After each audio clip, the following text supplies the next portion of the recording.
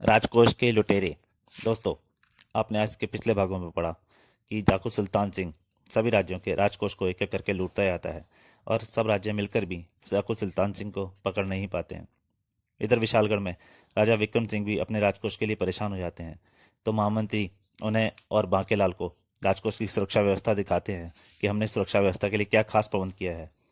और इधर एक एक करके डाकू सुल्तान सिंह सभी राज्यों के राजकोष को लूटता जाता है, और जब बंटवारा होता है तो बंटवारे में वो थोड़ी धोखाधड़ी करता है, जिससे मंगल सिंह नाराज हो जाता है। तो लाखन सिंह उसे बताता है कि उसके पिता पहले डाकुओं के सरदार थे और उन्हें मारकर सुल्तान सिंह यहाँ का राजा बना है।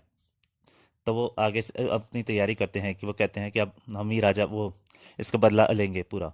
इधर दिखाया जाता है कि दौलतपुर के राजा अपना अपना राजकोष विशालगढ़ में रखने की तैयारी करता है, और वहाँ पे सुरक्षा होने की वजह से अब अपना राजकोष विशालगढ़ भिजवा देता है, और अन्य कई राजा भी अपना राजकोष विशालगढ़ पहुंचाने लग जाते हैं। अब उसके आगे राजा विक्रम सिंह अपने दरबार में बैठे थे कि नरसिंहपुर का एक सैनिक उनके सामने पहुंचा। महाराज की जय हो। नरसिंहपुर के राजा राजन सिंह ने अपना राजकोष सुरक्षित रखने के लिए भेजा है। महामंत्री धर्म सिंह नरसिंहपुर के राजकोष को भी अपने राजकोष के साथ सुरक्षित रखवा दो। जो आज्ञा महाराज। और नरसिंहपुर का राजकोष भी विशालगढ़ के राजकोष के साथ रखवा दिया गया। एक दिन महामंत्री, अनेक राज्यों के राजकोष विशालगढ़ पहुंच चुके हैं। अब इन राजकोषों की सुरक्षित रखना हमारी प्रतिष्ठा का प्रश्न बन गया है। महाराज, आप बिल्कुल चिंता ना करें, हमारा सारा राजकोष पूरी तरह सुरक्षित है। कोई चिड़िया भी वहां पर नहीं मार सकती। पीछे बांकीलाल सोच रहा है, चिंता मत करो, एक बार जरा सा मौका लगने दो, सारा बोझ हल्का कर दूंगा। और इस बात से बेखबर एक दिन डाकू सुल्तान सिंह ने राजकोष लूटने के लिए नरसिंहपुर की ओर कूच किया। सुना है नरसिंहपुर के राजा के पास हीरे जवाहरातों का बेशकीमती राजकोष है। हाँ सरदार, यह भी सुना है कि उसके पास बहुत अधिक सैनिक भी नहीं है। ये तो सारा राजकोष बहुत आसानी से हमारे हाथ लग जाएगा, हा हा हा हा हा। उधर मंगल सिंह सोच रहा था, कुत्ता फिर सारे लूट के माल के 3 हिस्से अपने पास रख लेगा। नरसिंहपुर के राजकोष भवन के पास पहुंचते ही सुल्तान सिंह ने हमला बोल दिया। थोड़े से सैनिकों को तो पलक झपकते ही मौत के घाट उतार कर मैं सारा राजकोष लूट लूंगा। जय भवानी, जय भवानी। लेकिन जब डाकुओं ने उन सैनिकों को मारना शुरू किया तो, हमें मत मारो, हम हथियार डाल देते हैं, हम दरवाजा खोल देते हैं, आप सब कुछ ले जाइए। उन सैनिकों ने आत्मसमर्पण कर दे दिया। सैनिकों ने भवन के दरवाजे खोल दिए और सुल्तान सिंह धड़धड़ता हुआ भीतर प्रविष्ट हुआ। लेकिन जब उसे थोड़ी सी स्वर्ण मुद्राओं के अलावा कुछ भी नहीं मिला तो वह आग बबूला उठा। लाखन सिंह, यहाँ तो कुछ भी नहीं है, सारा राजकोष कहाँ गया? लगता है सारा राजकोष राजा ने कहीं और छिपा दिया है। लाखन सिंह, ऐसा कभी नहीं हुआ, सुल्तान को खाली हाथ लौटना पड़ा। अवश्य ही राजा ने सारा धन कहीं और छिपा कर रखा है। घेर लो साथियों इन सैनिकों को और इनसे पूछो, राजा ने सारा राजकोष कहाँ छिपाया है? सरदार, हमें मत मारो, हमें छोड़ दो, महाराज ने सारा राजकोष विशालगढ़ में सुरक्षित रखा है। विशालगढ़? हाँ सरदार, हमारे राजा ने नहीं बल्कि दूसरे सभी राजाओं ने भी अपना सारा राजकोष विशालगढ़ में सुरक्षित रख छोड़ा है। वापस चलो साथियों। सभी डाकू वापस लौट पड़े।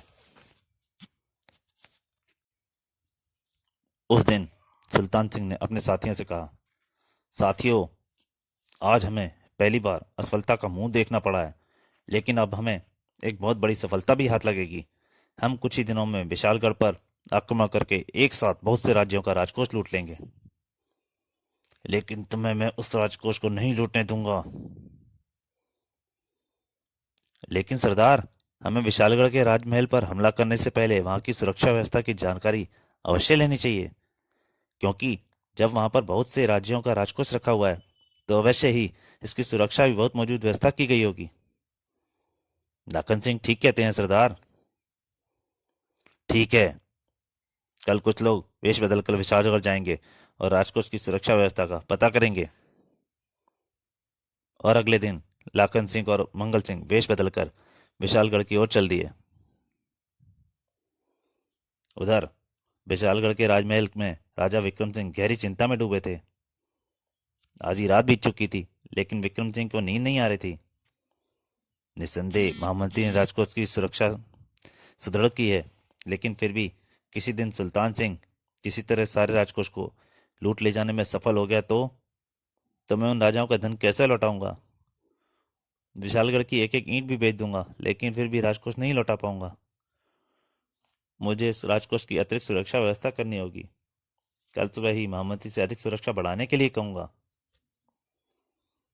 और अगले दिन सुबह होते ही राजा विक्रम सिंह ने महामंत्री धर्म सिंह से कहा, महामंत्री, हम चाहते हैं कि विशालगढ़ और दूसरे राज्यों के राजकोष की अधिक सुरक्षा करने के लिए राजमहल में जगह जगह घंटियां लगा दी हैं, ताकि खतरा होने पर उन घंटियों के बजाते ही विशालगढ़ की पूरी सेना सतर्क होकर उन डाकुओं पर टूट पड़े।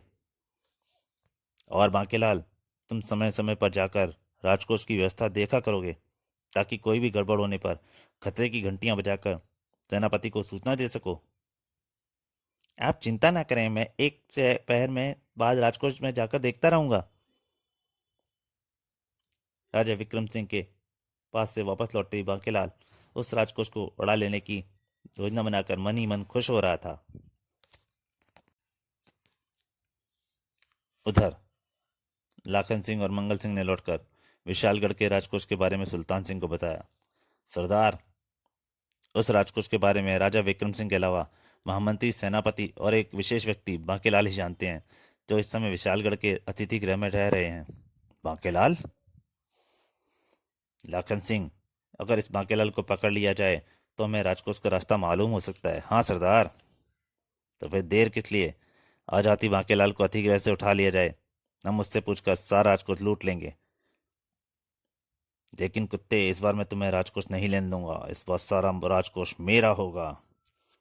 तो दोस्तों, इस कहानी का ये भाग यहीं पर समाप्त होता है। इस कहानी के अंतिम भाग के लिए जल्दी ही आपके सामने हाजिर होऊंगा। तब तक के लिए नमस्कार।